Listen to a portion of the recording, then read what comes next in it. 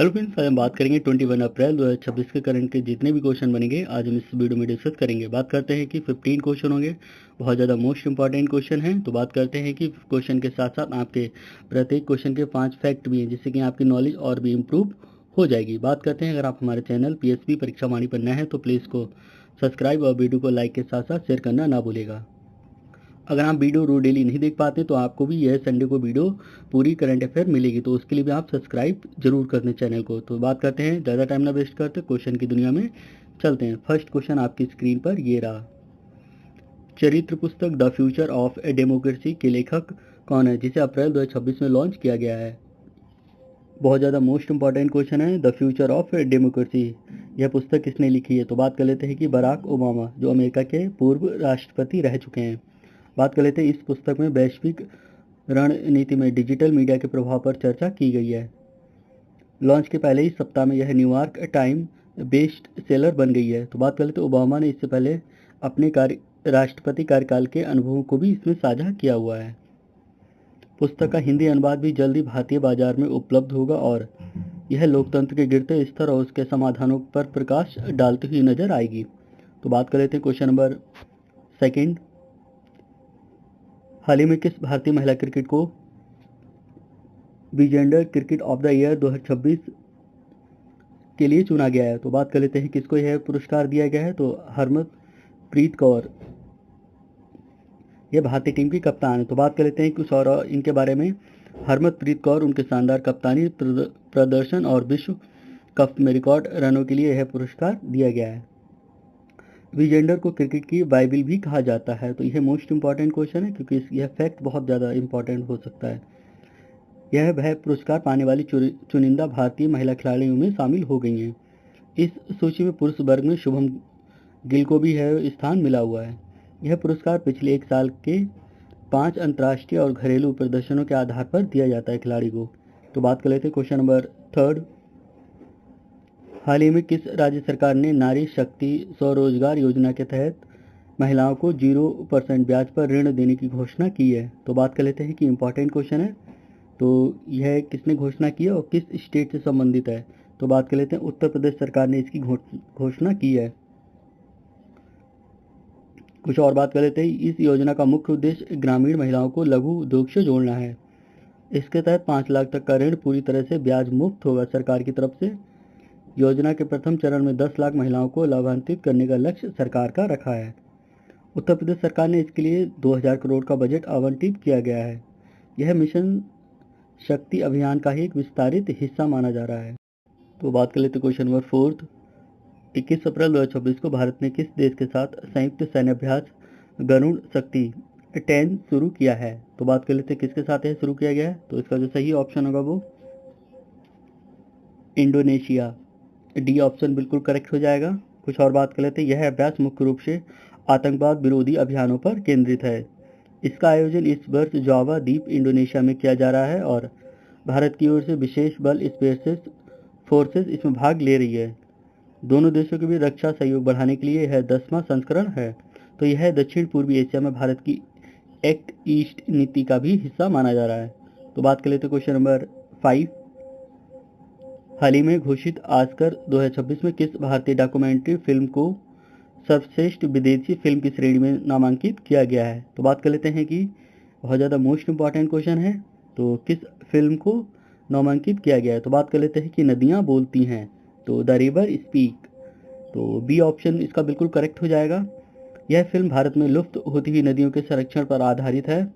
इसके निर्देशक एक उभरते हुए युवा भारतीय फिल्मकार माने जा रहे हैं। फिल्म की शूटिंग मुख्य रूप से गंगा और कावेरी बेसिन में हुई है। इसे कांस फिल्म फेस्टिवल में भी स्पेशल मेंशन अवार्ड मिला हुआ है। ऑस्कर में नामांकन पाना भारतीय पर्यावरण फिल्मों के लिए एक बड़ी उपलब्धि माना जा रहा है। तो बात कर लेते हैं क्वेश्चन नंबर 6। भारत का पहला क्वांटम कंप्यूटिंग हब किस शहर में स्थापित किया गया है। तो बात कर लेते हैं कि क्वांटम कंप्यूटिंग हब किस शहर को स्थापित किया जा रहा है, तो बेंगलुरु। तो इसका ई ऑप्शन बिल्कुल करेक्ट हो जाएगा। इसे भारत के सिलिकॉन वैली यानी बेंगलोर में स्थापित किया गया है। इसका उद्देश्य जटिल डेटा को सुपर कंप्यूटर से भी तेज गति से प्रोसेस करना है। इसे रक्षा, स्वास्थ्य और बैंकिंग क्षेत्र के लिए डेटा सुरक्षा हेतु डिजाइन किया गया है। इसमें भारत सरकार और प्रमुख टेक कंपनियों का संयुक्त निवेश माना जा रहा है। यह नेशनल क्वांटम मिशन के तहत एक मील का पत्थर साबित हो सकती है। तो बात कर लेते हैं क्वेश्चन नंबर 7 की। हाल ही में किस केंद्रीय मंत्रालय ने नमस्ते पोर्टल लॉन्च किया है? तो बात कर लेते हैं कि किस मंत्रालय ने इसको लॉन्च किया है, नमस्ते पोर्टल। तो यह सामाजिक न्याय और अधिकारिता मंत्रालय के द्वारा इसको लॉन्च किया गया है। यह पोर्टल मुख्य रूप से सफाई कर्मचारियों की सुरक्षा और सम्मान के लिए लॉन्च किया गया है। तो पूछे किसके लिए लॉन्च किया गया है? तो सफाई कर्मचारियों के लिए लॉन्च किया गया है। किसने किया है? तो सामाजिक न्याय और अधिकारिता मंत्रालय के द्वारा। इसका लक्ष्य सीवर और सेप्टिक टैंक की सफाई को 100% मशीनीकृत करना हुआ है। इसके तहत कर्मचारी को मुफ्त प्रशिक्षण और स्वास्थ्य बीमा दिया जाएगा। पोर्टल के माध्यम से सीधे सरकारी योजनाओं का लाभ बैंक खाते में पहुंचाया जाएगा और इसका नारा है शून्य मृत्युपूर्ण सुरक्षा रखा गया है। तो नारा पूछा जा सकता है इसका। तो बात कर लेते हैं क्वेश्चन नंबर 8।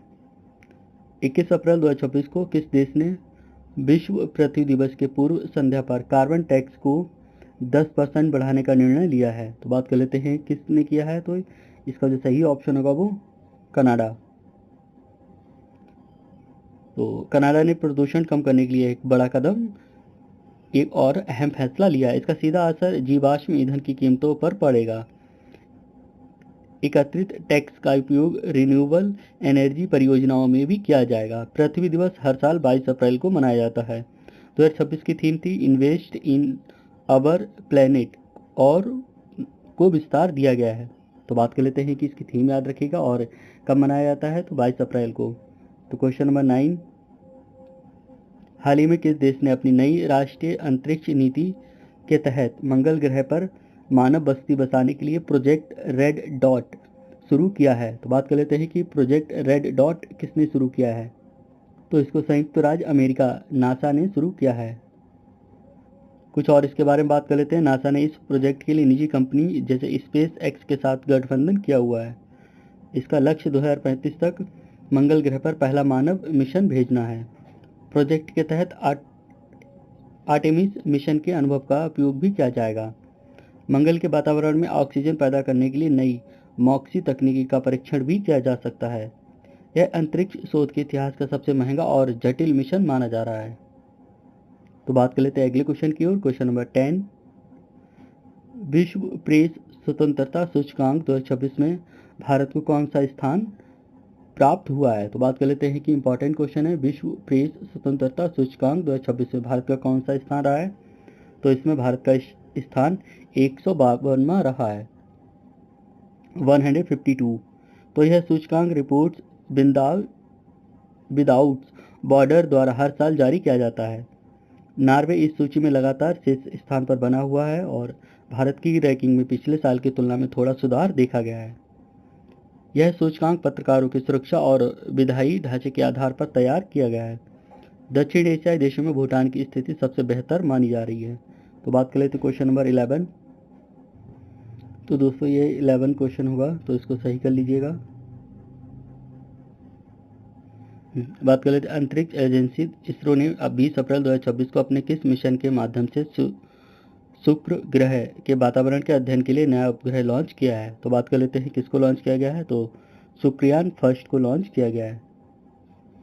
कुछ और इसके बारे में बात कर लेते हैं। इस मिशन का उद्देश्य शुक्र ग्रह की सतह के नीचे की हलचल और सल्फ्यूरिक एसिड के बादलों का अध्ययन करना है। इसे श्रीहरिकोटा के सतीश धवन अंतरिक्ष केंद्र GSLV-M के थर्ड द्वारा लॉन्च किया गया है। यह मिशन अगले 4 वर्षों तक शुक्र की कक्षा में रहकर के डेटा एकत्रित करेगा। इसमें फ्रांस, स्वीडन की अंतरिक्ष एजेंसियों ने भी पोलैंड के साथ सहयोग किया हुआ है। इसरो इस मिशन के साथ शुक्र पर पहुंचने वाली चौथी अंतरिक्ष एजेंसी बन गई है। तो बात कर लेते हैं क्वेश्चन नंबर 12।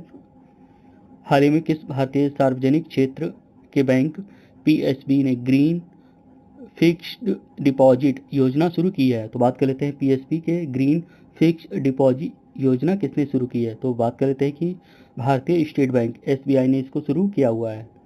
इस योजना के तहत जमा किए गए धन का उपयोग केवल पर्यावरण अनुकूल परियोजनाओं में भी होगा।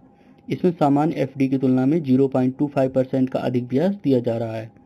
इसका उद्देश्य भारत के नेट जीरो लक्ष्य को वित्तीय सहायता प्रदान करना है। यह योजना वरिष्ठ नागरिकों के लिए विशेष लाभ प्रदान करती है। सौर ऊर्जा और इलेक्ट्रिकल वाहनों की बुनियादी ढांचे के लिए एक बड़ा फंड माना जा रहा है।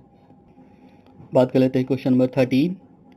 राष्ट्रीय सुरक्षा परिषद एनएससी के नए साइबर सुरक्षा प्रमुख के रूप में किसे नियुक्त किया गया है? तो बात कर लेते हैं, इंपॉर्टेंट क्वेश्चन है, साइबर सुरक्षा प्रमुख के रूप में किसे नियुक्त किया गया है?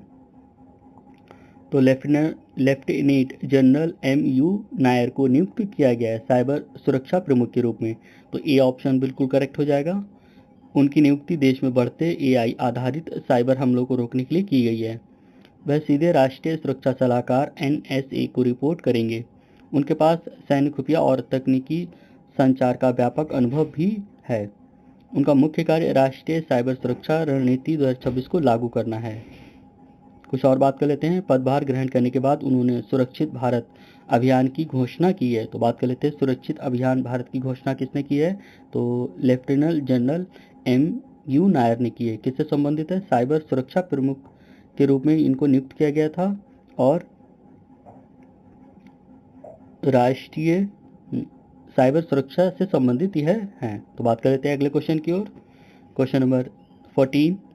किस राज्य के प्रसिद्ध शाही लीची को हाल ही में यूरोपीय संघ द्वारा भौगोलिक संकेत जीआई टैग के लिए मान्यता दी गई है? तो बात कर लेते हैं कि शाही लीची को जीआई टैग दिया गया है। तो यह बिहार से संबंधित था। तो बी ऑप्शन इसका बिल्कुल करेक्ट हो जाएगा। यह मुख्य रूप से बिहार के मुजफ्फरनगर जिले में उगाई जाती है। ईयू से मान्यता मिलने के बाद अब इसका निर्यात यूरोपीय देशों में आसानी से हो जाएगा। इसे अपनी मिठास और विशेष सुगंध के लिए भी जाना जाता है। बिहार के पास मखाना, जर्दालू आम के बाद यह एक बड़ी उपलब्धि मानी जा रही है। जीआई टैग उत्पादन की गुणवत्ता और उत्पत्ति के स्थान को गारंटी देता है। बात कर लेते हैं क्वेश्चन नंबर 15। हाल ही में समाचारों में रहा प्रोजेक्ट कुशा का संबंध किससे है? तो बात कर लेते हैं, प्रोजेक्ट कुशा का संबंध किससे है? तो लंबी दूरी की वायु रक्षा प्रणाली। कुछ और इसके बारे में बात कर लेते हैं। यह भारत की अपनी आयरन डोम जैसी वायु रक्षा प्रणाली है। इसे डीआरडीओ द्वारा विकसित किया जा रहा है, जिसकी मारक क्षमता 350 किलोमीटर तक है। यह दुश्मन के विमानों, मिसाइलों और ड्रोन को हवा में ही नष्ट कर सकती है और इसे 2028-29 तक पूरी तरह से तैनात किए जाने की योजना है। यह आत्मनिर्भर भारत के तहत रक्षा क्षेत्र की क्रांतिकारी योजना मानी जा रही है। तो दोस्तों, यह आज की थी करंट अफेयर। कैसे लगे हैं क्वेश्चन हमें कमेंट में जरूर मेंशन करें और बताते हैं। अगर आप हमारे चैनल पीएसपी परीक्षा हमारी पर नए हैं तो प्लीज़ को सब्सक्राइब और चैनल को लाइक के साथ साथ शेयर करना ना भूलिएगा। तो थैंक यू सो मच। मिलते हैं हम अपने अगले वीडियो में।